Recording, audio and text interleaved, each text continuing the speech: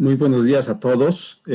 Como todos ustedes saben, damos continuidad a las sesiones académicas del Servicio de Urología del Hospital General de México. Y para el día de hoy me complace mucho el invitado que tenemos, un invitado de honor, una persona con una gran expertise en el área, en la urología y específicamente en todo el tema que nos va a presentar, el doctor Sergio Durán. Es un médico egresado de la Universidad de La Salle, es especialista por urología por el Hospital Manuel G. González y actualmente es médico adscrito en el Instituto Nacional de Rehabilitación y se encuentra dando sesiones en todo el mundo realmente. Y doctor Sergio, a mí me da muchísimo gusto que esté con nosotros para el tema que nos va a presentar. De cierta forma, también agradezco a Sofarma el apoyo de que nos pueda traer un ponente como el doctor Sergio Durán, que se encuentra dentro del top en los médicos urólogos mexicanos desde el punto de vista del manejo de todos los pacientes con un padecimiento neurourológico. Entonces, para mí es un gusto. Además de que es un excelente urólogo, también quiero compartirles que es una finísima persona. En carne propia lo he vivido, entonces le tengo un gran aprecio, doctor Sergio Durán. Le dejo los micrófonos para la presentación del tema del día de hoy. Muchas gracias por presentarnos. La verdad es que me siento muy, muy feliz de estar con todos ustedes. El día de hoy, en la mañana de hoy, gracias Manuel por la invitación, gracias Sofarma por permitirme estar con todos ustedes. Y el día de hoy vamos a analizar un tema bien interesante. ¿Cuáles son los síntomas del tracto urinario inferior asociados a hiperplasia prostática benigna? Y algunos de ustedes pueden decir hiperplasia prostática benigna, y créanme que vamos a analizar algunos aspectos bien interesantes y que vamos a dialogar sobre ellos. Y una vez más, muchas gracias por permitirme estar con todos ustedes. Hablaba con Emanuel hace un rato de esta lejanía cercana o esta cercana lejanía, porque me ha permitido estar con muchos amigos, colegas, desde Argentina hasta México, de Europa, y poder estar siempre conectados para poder platicar, conversar y estar unidos en este medio ahora digital. Es un honor para mí estar como yo lo digo, cuando hablo del Hospital General de México, en la cuna de la urología mexicana. Aquí tenemos al maestro Aquilino Villanueva. Y para los jóvenes residentes que por ahí están, de verdad, les pido que revisen la vida de don Aquilino Villanueva. Me tocó estar en la Sociedad Mexicana de Urología como coordinador del capítulo de Filosofía e Historia de la Urología. Y es apasionante conocer la vida del maestro Aquilino Villanueva y que ustedes que tienen la fortuna de estar en este servicio, en este hospital, lo analicen y vean cómo mucha de su filosofía, mucha de su capacidad como hombre y como profesional está en esas paredes, está en ese hospital, y me siento muy feliz de estar hablando a ustedes, a ese hospital tan querido y que sin duda alguna es la cuna de la urología en México. Gracias de verdad por la invitación. Y antes de empezar la conferencia, quiero expresarles a todos y cada uno de ustedes, amigos, colegas, jóvenes médicos, mi admiración y respeto por el trabajo que hacen todos los días, en atender pacientes en esta contingencia sanitaria y en este problema tan grande que tenemos hoy los médicos y este reto tan grande. Mi admiración, mi respeto siempre, y créanme que me siento más que nunca muy feliz, contento y honrado de pertenecer al gremio médico. De verdad, es un honor compartir su trabajo. Los síntomas del tracto urinario inferior, que antes conocíamos como LUTS, que ahora son síntomas del tracto urinario inferior, se dan por alteraciones tanto en el almacenamiento como en el vaciamiento de la vejiga. Estas condiciones, que pueden ser estructurales fíjense cómo pongo, o funcionales, deben de analizarse en aquellos pacientes que tienen síntomas del tracto urinario inferior. la integridad neurológica debe ser plena para que se dé correctamente estas dos fases de almacenamiento y de vaciamiento correcto de la orina. Algunos datos que vamos a empezar desde ahora a manejar. El 76% de los adultos mayores de 50 años ya han experimentado algún síntoma del tracto urinario inferior. Se asocian evidentemente a un incremento de la edad y afectan sí o sí la calidad de vida. Y es a nosotros los urólogos los que vienen a ver los pacientes por problemas de este tipo, porque orinan mal, el chorro de orina disminuyó, orinan en la noche, les arde, etc. Todo esto son síntomas del tracto urinario inferior que sí o sí van a ser motivos de consulta. Y como yo le digo a los residentes cuando van al instituto, para eso nos van a ver al consultorio, para síntomas del tracto urinario. Y nosotros tenemos que darles esa traducción de qué problema pudiera llegar a ser. Cuando pongo esta diapositiva ya sé que de pronto me va a tirar Durán aquí los tractos, el simpático, el parasimpático, el pudendo, el pélvico, el hipogástrico, pero el día de hoy, por motivos de tiempo, y en algún otro momento podremos hacerlo, quiero nada más que no olviden que esa coordinación entre el sistema neurológico y el sistema urinario debe ser perfecta para que haya una correcta coordinación en el almacenamiento y en el vaciamiento de la orina. Eso es indispensable, porque de otra manera esto no se puede llevar a cabo. Así que voy a intentar quitarles un poco el cistoscopio y voy a llevarlos a la análisis de los síntomas del tracto urinario inferior. Un poco de fisiología vesical siempre es necesaria y sabremos que el almacenamiento, en esta fase la vejiga se encuentra el 99% del tiempo y vaciamiento solo el 1%. Y para el almacenamiento correcto requerimos que haya una vejiga de baja presión, un esfínter que sea competente y que haya una adecuada sensación y capacidad. Cuando van los residentes al instituto y les pregunto cuál sería una de las preguntas clave para detectar a un paciente que tiene vejiga neurogénica, es muy fácil. Si tiene la sensibilidad de que su vejiga se está llenando. Si esta sensibilidad está perdida, es que hay un problema neurológico que puede estar traduciendo un problema de vejiga neurogénica. Así que no hay que olvidar que el almacenamiento, que es el 99% del tiempo de una vejiga, tiene que ser de baja presión, con un esfínter competente y que haya una sensación y una capacidad vesical correcta. Y para el vaciamiento requerimos que haya un detrusor competente que tenga la capacidad de contracción suficiente para vaciar y dejar el mínimo residuo y que no haya obstrucción. Y ya desde ahorita comenzamos a pensar en esa próstata, que si hay una obstrucción, esta fase de vaciamiento no se va a realizar de manera eficiente. ¿Cómo podemos dividir los síntomas del tracto urinario inferior?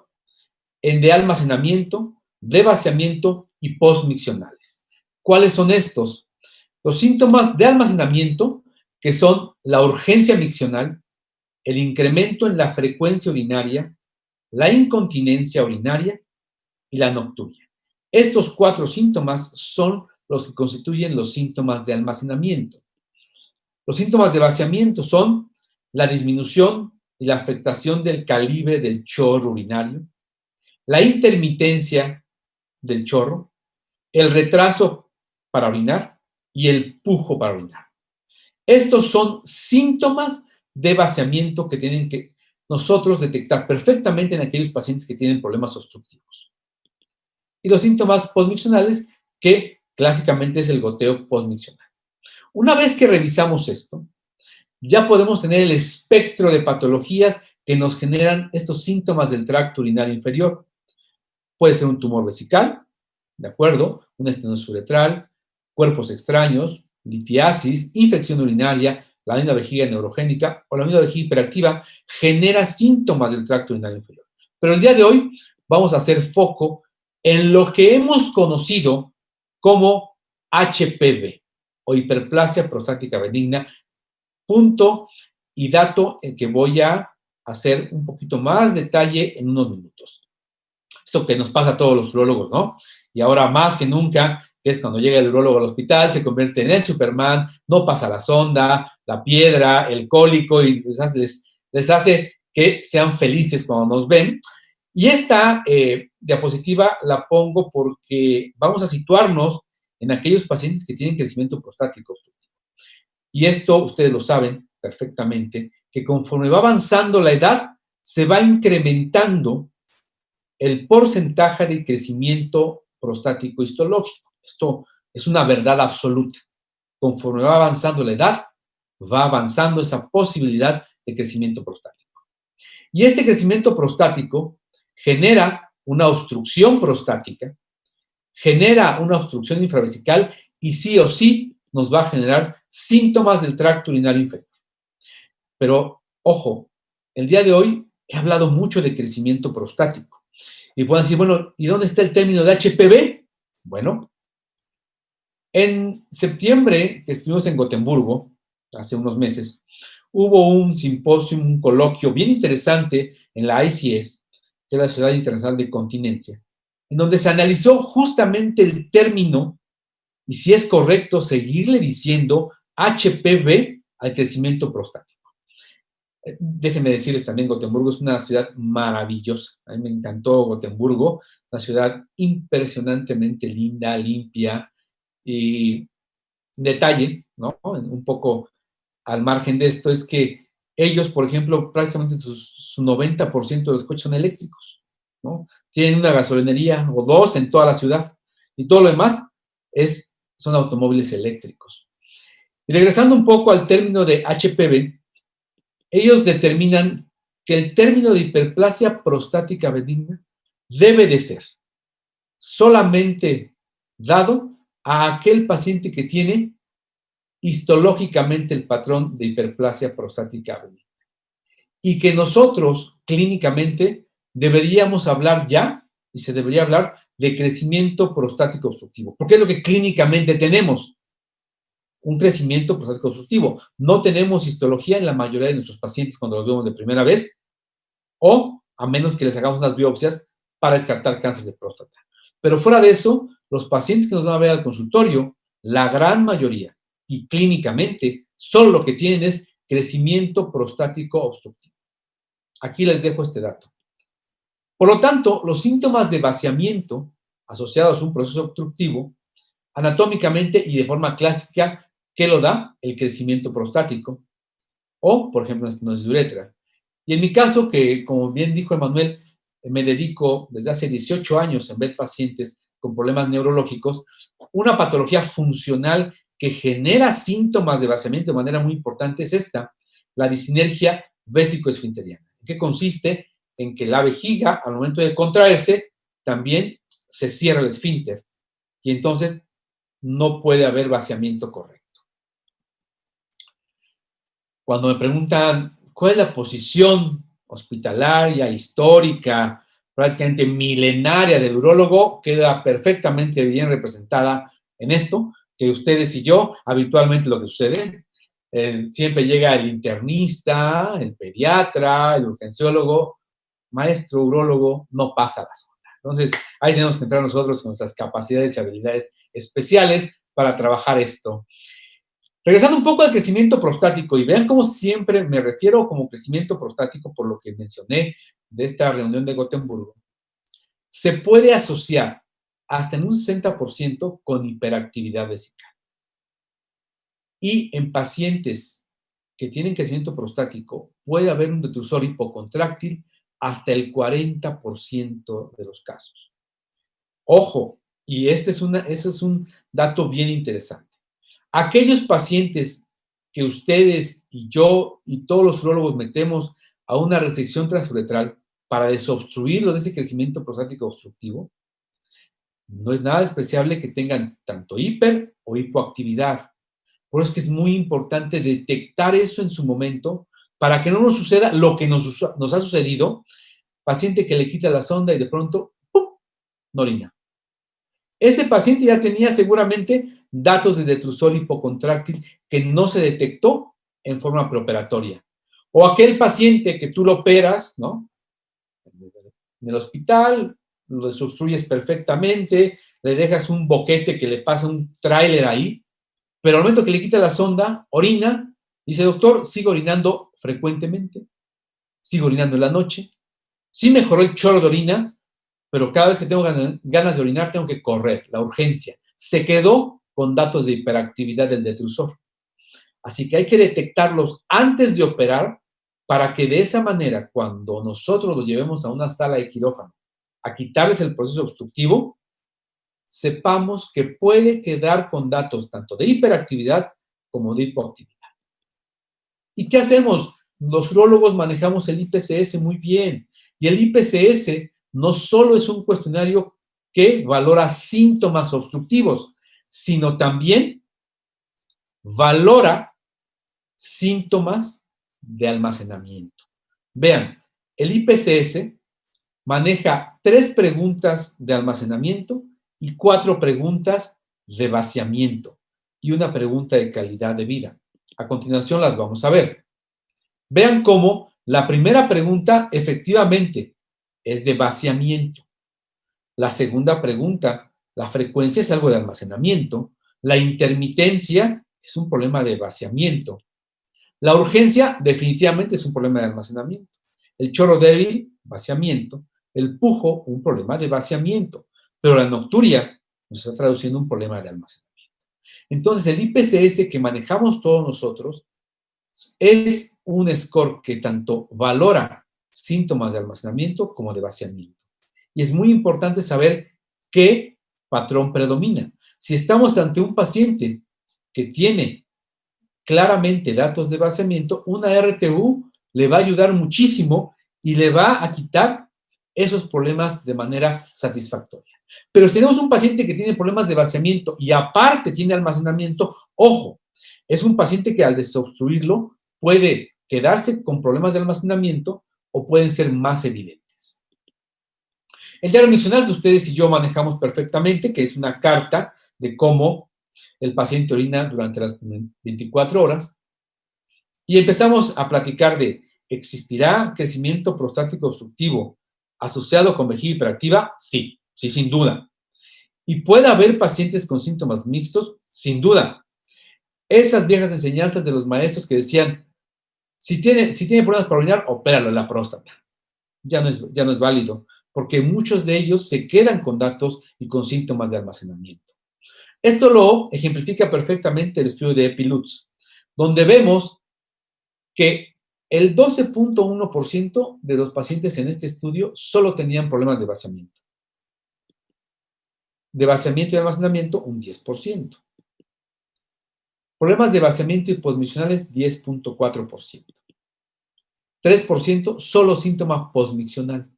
Pero vean, el grueso de los pacientes, 24.3%, tenían los 3 síntomas de almacenamiento, síntomas de vaciamiento y síntomas de posmiccionales.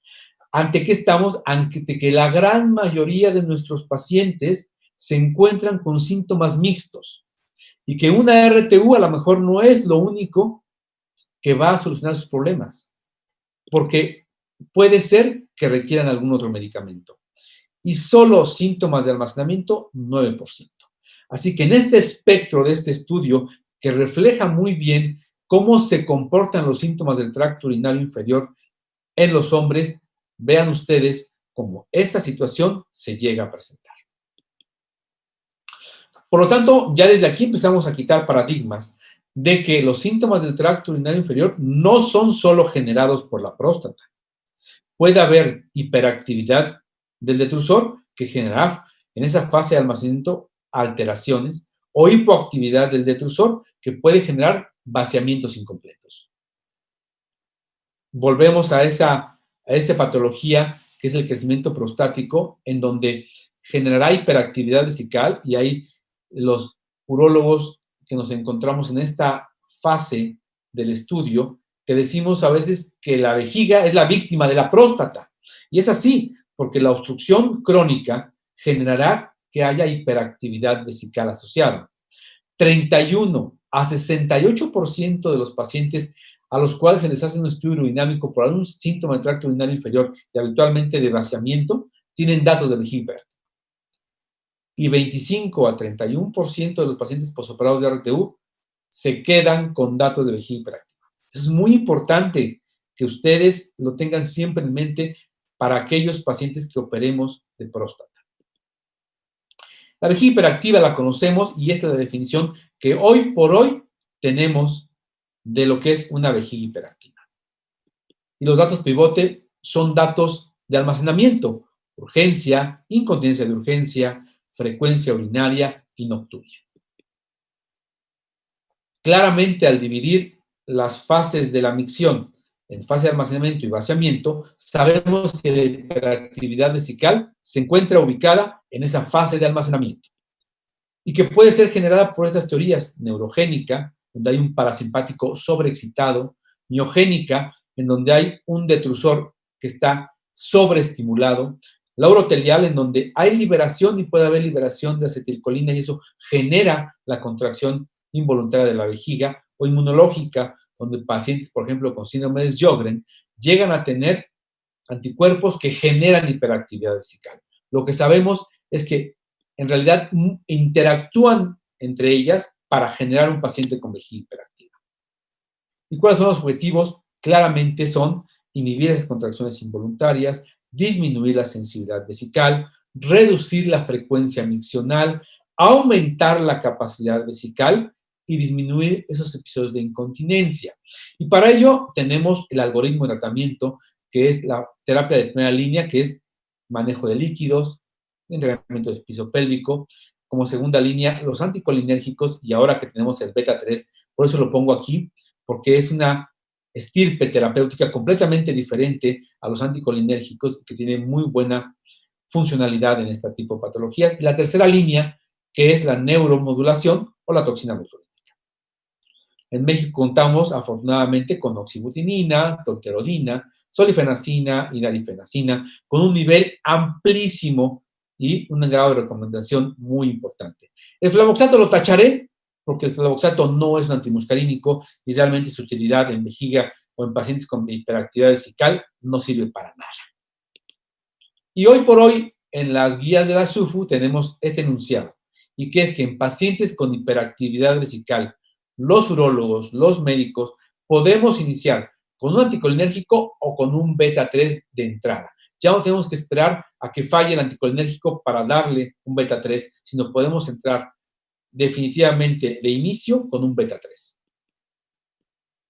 En este estudio de Inglaterra sabemos que muchos de nuestros pacientes con vejiga hiperactiva pueden llegar a tener un problema de adhesión al tratamiento. Pero miren ustedes, en este estudio bien interesante del 2017, los medicamentos a los cuales hubo más adhesión de pacientes fue mirabegrón y solifenacina. Pero entrando a la terapéutica de los síntomas del tracto urinario inferior, en aquellos problemas de vaciamiento, evidentemente en los alfa-bloqueadores tienen un nivel de evidencia altísimo, 1A. Los urólogos los manejamos, los usamos, los utilizamos de manera muy adecuada.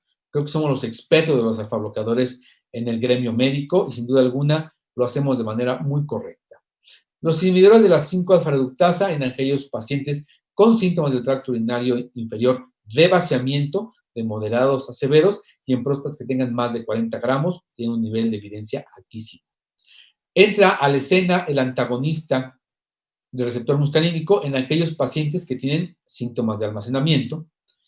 Y los inhibidores de la 5-fosfodiesterasa, que me voy a permitir ponerles un símbolo de interrogación, porque en lo personal, y no solamente a mí, sino la evidencia bibliográfica, en haciendo estudios muy, muy conscientes y muy puntuales, de verdad que la utilidad en pacientes con síntomas del tracto urinario inferior, su utilidad está bastante en duda. La fitoterapia, que hemos conocido hace mucho tiempo, y sabemos que, por ejemplo, la escuela alemana tiene estudios bien interesantes, la francesa igual, en pacientes con fitoterapia. La verdad es que en guías clínicas no hay una evidencia suficiente como para recomendarlas. Y entra a la escena el agonista beta 3, mirabegrón, que llega a México más o menos hace 2 años y nos sirve muchísimo en aquellos pacientes con síntomas de almacenamiento. Y de pronto, si me preguntaran ¿cuál es una estirpe bien localizada para este tipo de pacientes? Mirabegrón que actúa en la fase de almacenamiento y no afecta en lo absoluto la fase de contracción o de vaciamiento vesical. Y las combinaciones que ya manejábamos antiguamente, como es el alfa-bloqueador con inhibidor de 5-alfa-reductasa, para generar un mejor vaciamiento y una reducción del volumen prostático, y la de los alfa-bloqueadores con antimuscarínico para aquellos pacientes que tienen problema de vaciamiento y también de almacenamiento. Los grados de recomendación, como lo mencioné, son amplísimos, por ejemplo, para la combinación de un alfa-bloqueador con un inhibidor de 5-alfa-reductasa, tanto mejora y disminuye el tono prostático como reduce el volumen prostático.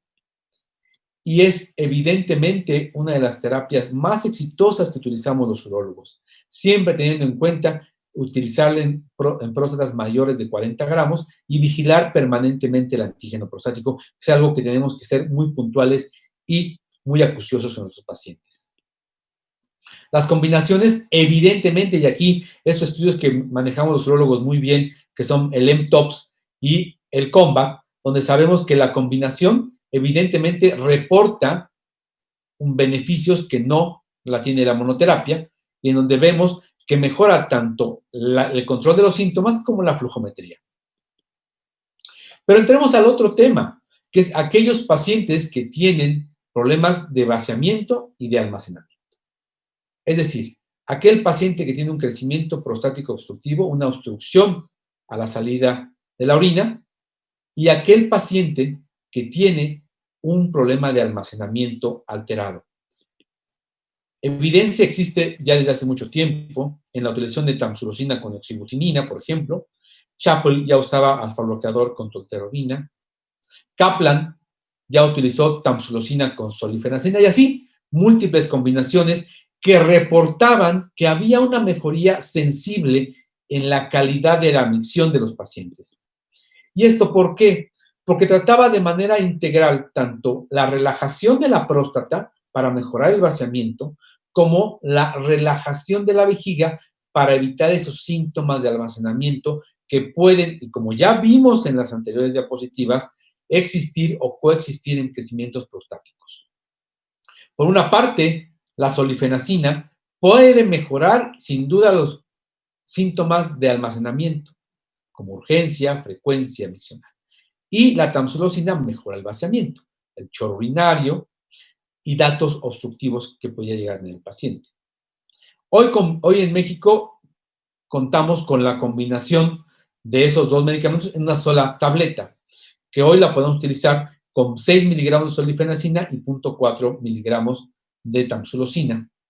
En este estudio del Neptune, lo que se buscó es ubicar cuál era la dosis correcta para estos pacientes. Y se utilizó un brazo placebo con pura tamsulosina, otro brazo, tamsulosina 0.4 con 6 miligramos y tamsulosina 0.4 con 9 miligramos. ¿Qué es lo que se vio? En los síntomas de almacenamiento, la combinación justamente de 0.4 con 6 miligramos fue la más exitosa en disminuir el IPSS en el almacenamiento. En el vaciamiento, nuevamente, la combinación exitosa fue justamente esta, la de 0.4 miligramos de tamsulosina con 6 miligramos de solifenacina, y es la que mejoró a esos pacientes desde el punto de vista del vaciamiento. Y en el total y global también fue, en este estudio de Neptune, aquellos pacientes que utilizaron tamsulosina 0.4 con solifenacina 6 miligramos. Así que es la que hoy contamos en el mercado y que podemos utilizar en aquellos pacientes que tienen síntomas tanto de vaciamiento como de almacenamiento.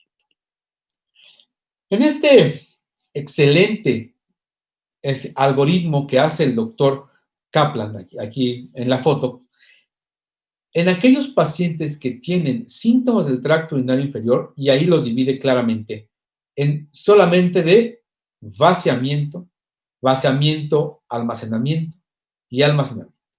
En aquellos pacientes que tienen vaciamiento y almacenamiento, dar un alfa-bloqueador. Si persisten los síntomas y no han mejorado los síntomas de almacenamiento, agregar un antimuscarínico y así de manera dual lo vamos a manejar. O aquellos pacientes que claramente llegan por un problema de almacenamiento, dar de manera directa un antimuscarínico o, ya en la actualidad, un beta 3. Por lo tanto, lo que quisiera dejarles de estos minutos en esta mañana, que nuevamente gracias, Manuel, por la invitación, gracias a todos ustedes por su atención, un saludo al doctor Jaspersen, como siempre un gusto saludarlo, es que los síntomas del tracto urinario inferior son y serán un motivo de consulta permanente al urólogo. Su etiología, ya vimos, es multifactorial y nosotros somos los especialistas de ver por qué está orinando mal el paciente. Afectan la calidad de vida, sin duda alguna. La nocturia se convierte en uno de los grilletes más importantes de los pacientes que tienen síntomas del tracto urinario inferior. Se recomienda un abordaje metódico y con criterio para poder manejar a estos pacientes. ¿Qué es importante detectar su origen? Por supuesto, porque podemos de ahí partir para una terapéutica exitosa. El tratamiento es muy dinámico, ya lo vieron. Puede haber muchas combinaciones, podemos manejar muchos medicamentos, no solamente la cirugía, porque de pronto también los viejos maestros es, si no orina bien, opéralo bien. Y no, hoy por hoy tenemos un arsenal terapéutico muy amplio para manejar a estos pacientes. Y siempre existirá y habrá nuevos agentes terapéuticos que nos van a ayudar para nuestros pacientes. Esta diapositiva que me encanta ponerla con los médicos, porque generalmente Eduardo Galeano nos describe, ese maravilloso escritor uruguayo, que somos lo que hacemos para cambiar lo que somos, y eso es lo que todos los días hacemos los médicos. Cambiamos nuestra vida a través de cambiar la vida positivamente a la gente. Quiero agradecerles la atención, la invitación, la aceptación de estos minutos en compañía de mi persona. Muchas gracias, Emanuel. Muchas gracias a todos. Que tengan la mejor de las mañanas. Muchas gracias. Muchas gracias, doctor Sergio Durán. La excelente presentación que nos acaba de dar. Justamente el doctor Jaspersen me manda mensaje que anda en una junta ahí en el hospital, entonces se disculpa. Pero quisiera comentarles que ahí en la página en la cual estamos observando hay una sección para poder hacer sus preguntas. Ya tenemos un par de preguntas aquí que le voy a empezar a realizar al doctor Sergio Durán, mientras que los demás, si gustan, pueden empezar a escribir alguna que tengan. De aquí de la Ciudad de México, el doctor Mario Almanza, un saludo, maestro Mario Almanza, nos pregunta cuál es la mejor forma de tratar los síntomas de almacenamiento. Hola Mario, qué gusto saludarte, gracias por estar con nosotros y gracias por la pregunta. Tu pregunta es muy interesante porque justamente hasta hace 2 años los síntomas de almacenamiento los habíamos manejado con la piedra angular, que era los anticolinérgicos. Y recordar un poco, Mario es muy joven, pero yo no. Entonces, manejábamos la oxibutinina desde ese entonces, ¿no? Que era lo que había, pero con los eventos adversos que conocíamos, que es la sequedad de boca, el estreñimiento, ¿no? Y los pacientes no lo soportaban. Luego vino la tolterodina, que mejoraba esos datos. Luego tuvimos la solifenacina y por último la rifenacina. Y entonces jugábamos un poco con esos anticolinérgicos. Desde hace 2 años tenemos Mirabegrón, que en lo personal, para mí es excelente, ¿no? Se ha vuelto muy satisfactorio manejar a estos pacientes con Mirabegrón. Y definitivamente si me pregunta, y la pregunta de Mario es muy clara, ¿cuál sería el mejor agente para manejar los síntomas de almacenamiento?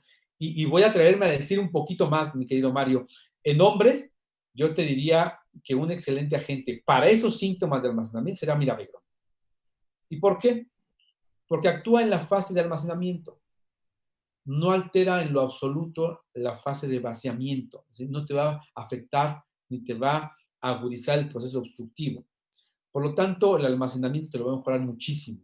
Y si, por ejemplo, tienen por ahí algún paciente que operaron de RTUP, ya le quitaron el proceso obstructivo, Mario, y quedó con datos de hiperactividad vesical, yo te recomiendo le des Mirabegrón, porque no te va a afectar el vaciamiento en lo absoluto. Y va a tener un efecto muy positivo sin los eventos adversos de un anticolinérgico, como es sequedad de boca y estreñimiento. Esa sería mi opinión. Muchas gracias, doctor. Tenemos otra pregunta del doctor Estrada Pasos de Guatemala. Nos pregunta que si existe alguna característica, hallazgo en algún examen que pueda dar un pronóstico de una vejiga hipocontráctil o en su caso acontráctil asociado al crecimiento prostático. Excelente pregunta. Saludos hasta Guatemala. Un abrazo desde México. Sin duda alguna que sí. Yo creo que los médicos, los urólogos, tenemos que ser, y somos muy agudos, ¿no? Cuando tenemos un paciente diabético de larga evolución, ese tiene que prenderse el foco y hacer muy acucioso en preguntarle cómo fue el desarrollo de sus síntomas. Si nos empieza a decir, pues fíjese que el chorro de orina, ve uno la próstata no tan grande, una próstata de 35 gramos, 40 gramos, con un volumen residual alto, con un chorro flujométricamente disminuido, yo ese paciente lo envío a hacerle un estudio urodinamico. ¿Por qué? Porque ese paciente probablemente tenga ya cierto grado de hipocontractilidad del detrusor asociada a su diabetes, asociada a su crecimiento prostático, y al operarlo probablemente quede con cierto grado de detrusor hipocontráctil. Y ahí es donde nosotros ¿le va a ayudar la desobstrucción? Sí, pero tenemos que decirle, es probable que su vejiga ya esté afectada por el crecimiento prostático, para que cuando le quitemos la sonda no le sea sorpresa, ni nos metamos en un problema de que no orine bien o que no orine, que pueda llegar a no orinar. Y ahí meternos en un problemón. Gracias, doctor. Y bueno, ahí yo sumo una pregunta que quería realizarle justamente a estos pacientes que después de que se les hace una RTUP, que posiblemente tenían ya cierta afección en la contractilidad del músculo detrusor, lo único que queda es darles manejo con cateterismo limpio intermitente, o cómo los maneja usted. Esta es una gran pregunta. Me encanta que me la hagan. De hecho, me la hacen recurrentemente, nos la hacen mucho en el panel de urología funcional. Y la voy a contestar como habitualmente la contesto. Antes había, si se acuerdan, tú estás muy joven, Emanuel, pero había mucho el cloruro de betanecol, ¿no? El cloruro de betanecol es carísimo, no hay en México, hay que importarlo y no sirve para nada. La verdad es que el cloruro de betanecol ha demostrado que no sirve para nada. Los pacientes se lo toman, les da taquicardia, se ponen todos locos, pero orinan igual o peor. Y se quejan de dos cosas. Orino igual o peor, doctor, y gasté mucho dinero. Esos pacientes que tienen detrusor hipocontráctil, ¿qué es lo que yo hago?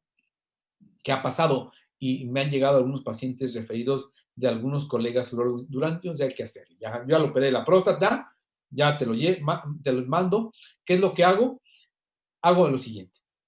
Manejarlo con alfa bloqueador, les dejo alfa bloqueador para que el cuello vesical se relaje y a veces yo lo digo así como un poco cardiológicamente, la poscarga vesical disminuya y eso con esa pequeña funcionalidad que tiene la vejiga que pueda vaciar.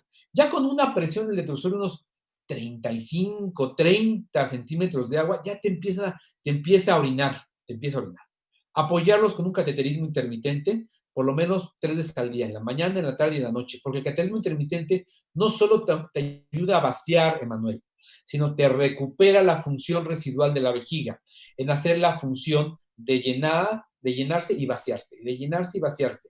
Artificialmente con el cateterismo sí, pero te recupera esa función.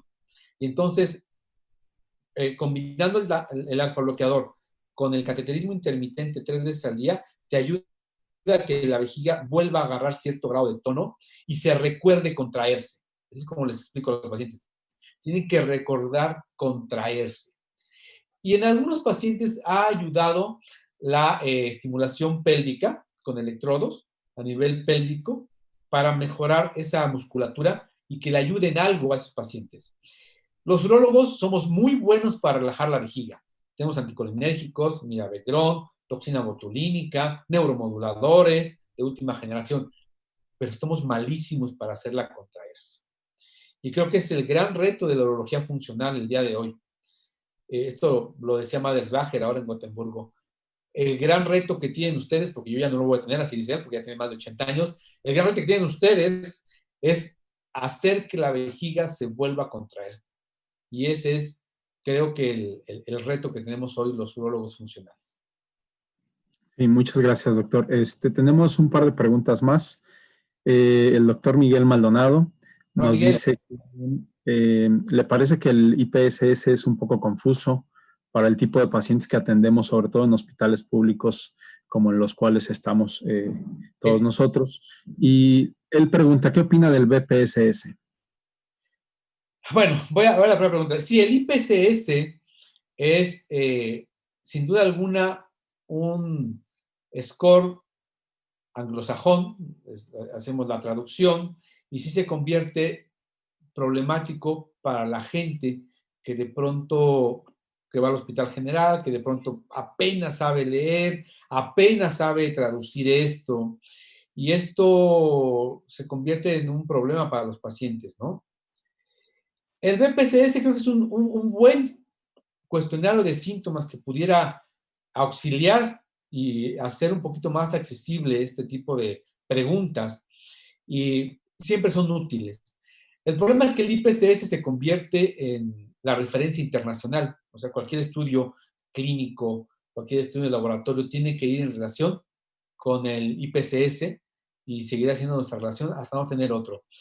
Hace poco, un joven urólogo del GEA González desarrolló el score de manera tal que fuese más accesible, y creo que es un encomiable, de verdad, esfuerzo para que esto fuese así, ¿no? Pero el IPC sigue siendo, desafortunadamente y afortunadamente, nuestra forma de manejarnos a nivel mundial. Ok, doctor. Tenemos la pregunta del doctor Francisco Virgen. Nos dice, felicidades, doctor Sergio. Gracias, Paco. Por la tan didáctica y amena como siempre. Personalmente, maneja algún paciente, le pregunta a usted, con fitofármacos, y cuál es tu opinión al respecto, independientemente de lo que mencionan las guías. Gracias, Paco. Un gusto saludarte, como siempre. Un abrazo. Buena pregunta y la voy a contestar muy sencilla. La verdad es que los fitofármacos, yo no ocupo fitofármacos de ningún paciente. Sé que hay muchos urólogos, amigos, colegas, entrañables, que inclusive hemos tenido algunas mesas redondas donde dicen, no, es que sí, en prostatitis, el Ceronea repens, es buenísimo. Yo, la verdad, Paco, no utilizo fitofármacos, no lo utilizo.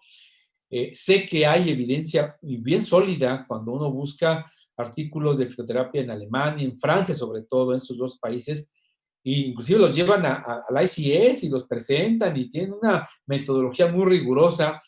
El tema es que cuando los comparas con alfa bloqueadores, definitivamente se caen, ¿no? Estrepitosamente se caen. Punto parecido o similar a lo que dije cuando hablé terapéuticamente de los inhibidores de la fosfoesterasa tipo 5. Hay un par de estudios bien interesantes, uno del doctor Dumuchowski, en los que le meten un rigor urodinámico, que ese es no porque la urodinamia sea lo máximo, no, es un estudio que hace, como yo siempre les digo, la urodinamia te hace objetivo lo que es subjetivo. Un paciente que te dice, orino bien, cuando lo metes a la flujometría dices, oye, pues no orinas bien. Lo metes en una curva presión-flujo y dices, oye, pues no orinas bien, ¿no? O sea, realmente tu presión del detrusor no está bien, tu flujo no está bien, no orinas bien. Cuando hicieron esos estudios con rigor urodinámico a los inhibidores de la fosfoesterasa tipo 5, acabaron muy mal parados. Muy mal parados. Y se vio que evidentemente los cambios son más subjetivos que objetivos. Por lo tanto, para el tema de síntomas del tracto urinario inferior, y por ahí va a circular en unos meses, esperamos que pronto, unas recomendaciones que hicimos algunos urólogos en ese sentido. Vemos que los inhibidores de fosfoesterasa tipo 5, así como la fitoterapia, no están recomendados para pacientes con crecimiento prostático obstructivo. Gracias, doctor. Tenemos la pregunta del doctor Mario Doria. Lo manda a saludar y dice que aparte del alfa bloqueador, para vejiga hipoactiva, ¿usted recomienda el Mestinón? No, Mario. Hola, Mario, ¿cómo estás? Gusto saludarte. Me da mucho gusto que estés aquí con nosotros. No, la verdad es que no. Son medicamentos, híjole, que creo son placebos, pero no son placebos para el paciente, son placebos para el doctor.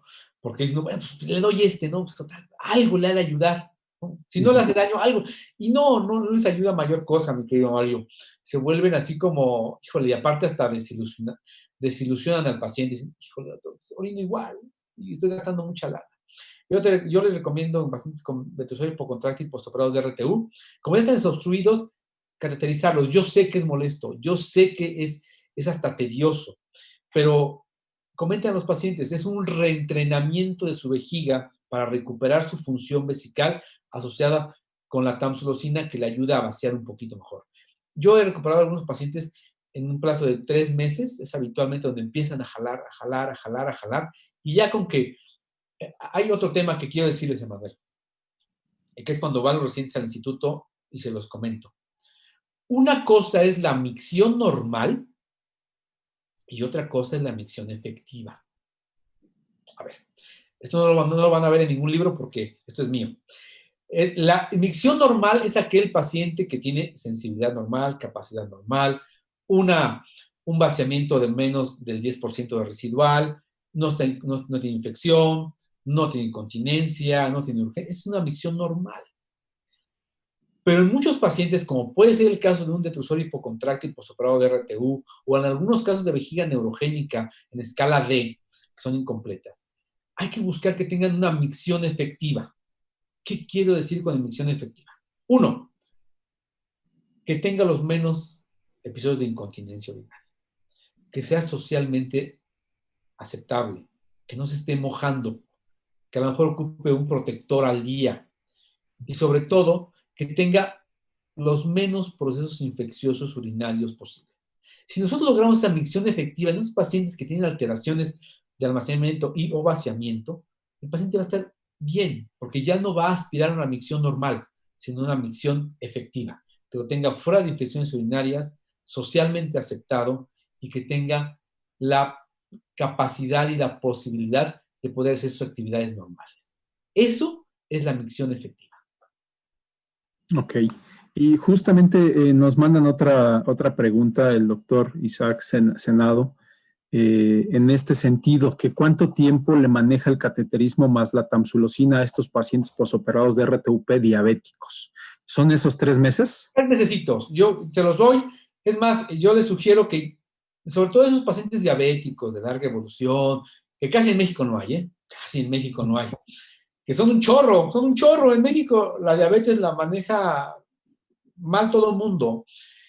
Y luego nos llegan, ¿no? A todos nosotros nos llegan, ¿no? Un viejito de 67, 70 años que ya, dices, ya tiene 20 años de diabético y medio se toma el medicamento, hace la dieta del brócoli, ¿no? Come todo menos brócoli y se empuja ahí, ¿no? Le mete a todo.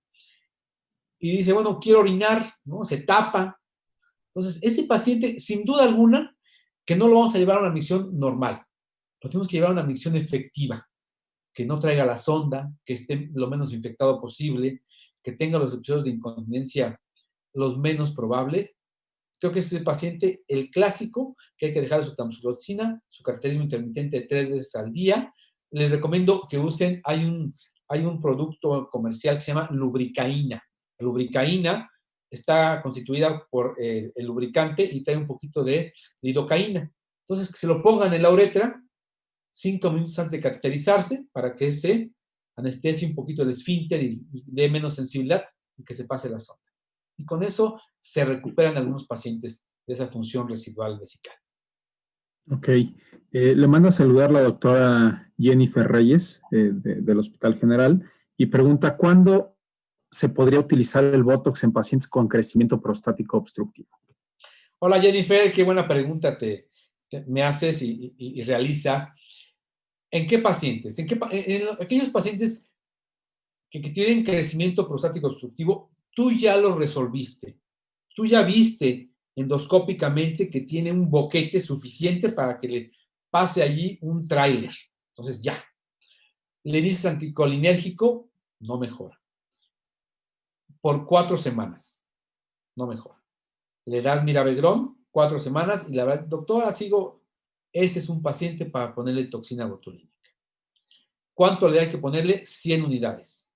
¿Y a qué paciente? Aquel paciente que no tenga más del 30% de la orina residual. Ojo, ¿por qué digo esto? Porque si tienes un paciente que tiene más de un 30% de orina residual y le pones toxina botulínica, se te puede tapar. Y entonces pasamos a otra bronca, que es, oiga, doctora, pues me operó para destaparme, no para taparme.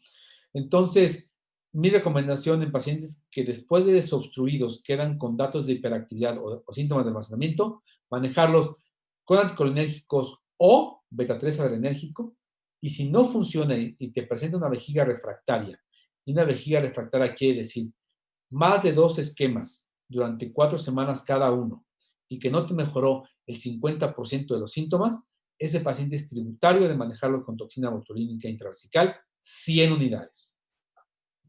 Perfecto. Y nos pregunta el doctor Asael Romero de aquí de la Ciudad de México, en relación a la vejiga hipocontráctil, ¿nos podría compartir la experiencia que tiene con el uso del neuromodulador sacro? Ah, qué buena. Hola, ¿cómo estás? Qué buena pregunta. Aquí vamos a lo que sigue. Aquí hay 2 temas, ¿no? De pronto a mí me han visto, por el trabajo que yo he hecho, del SARS. El SARS es para pacientes única y exclusivamente que tienen lesión medular. No se puede poner en otro paciente que no sea que tenga lesión medular. El SARS es solo para pacientes con lesión medular. Vamos al otro, que es el Interstim, que es el que habitualmente se coloca. El Interstim, y hay artículos bien interesantes que hablan de aquellos pacientes que tienen vejigas hipocontráctiles que los llegan a ayudar. Yo personalmente, yo no he utilizado Interstim en vejigas hipocontráctiles. Y voy a decirlo por qué. Porque realmente lo que yo he visto de los casos, de la casuística de mis colegas que sí lo han hecho, tanto en México como fuera de México, no es tan halagüeña. No es algo que digas, vamos a ponerles. Se puede hacer la prueba, ¿no? La prueba inicial para ver qué tanto mejoran, pero realmente no tienen una utilidad real. Hay artículos que refieren una mejoría interesante. En lo personal, yo no te puedo decir ni voy a recomendarlo para utilizarlo Interstim en pacientes con vejigas hipocontráctiles. Yo no podría. Ok. Pues creo que esas son todas las preguntas. Doctor Durán, nuevamente le agradecemos infinitamente su presentación, la resolución de todas estas dudas que podemos tener del día a día con todos los pacientes que tenemos en el hospital y en la práctica privada también. Nuevamente, a nombre del doctor Jorge Jaspersen, jefe de nuestro servicio, le doy las gracias y de mi nombre propio también. Y pues nada más, le agradecemos muchísimo a usted el apoyo de Asofarma en este momento para realizar esta sesión. Y pues no sé, si quiere dejar alguna pregunta o alguna comentario adicional usted. Mire, Adelante. Manuel, la verdad es que te agradezco a ti, que eres una gran persona, un gran profesional. Creo que pocas veces se puede combinar las 2 cosas y tú eres las 2 cosas. Un gran hombre y un gran médico. Y me siento sumamente emocionado, honrado por esta invitación. Como lo dije al principio, estar hablándole a los urólogos queridos de la cuna de la urología para mí siempre es un honor. Es de verdad muy, muy agradable estar con todos ustedes, con los residentes, y creo que el día de hoy en esta cercanía tan lejana o esta lejana cercanía que nos permite la virtualidad de los medios, es una maravilla poder estar con todos ustedes. Les agradezco sus minutos, les agradezco su atención, les agradezco sus preguntas, pero por sobre todo, les agradezco siempre su amistad y que ustedes y su familia se encuentren siempre bien. Ese es mi deseo, de verdad, para todos ustedes. Muchísimas gracias a todos. Manténganse sanos. Gracias, doctor.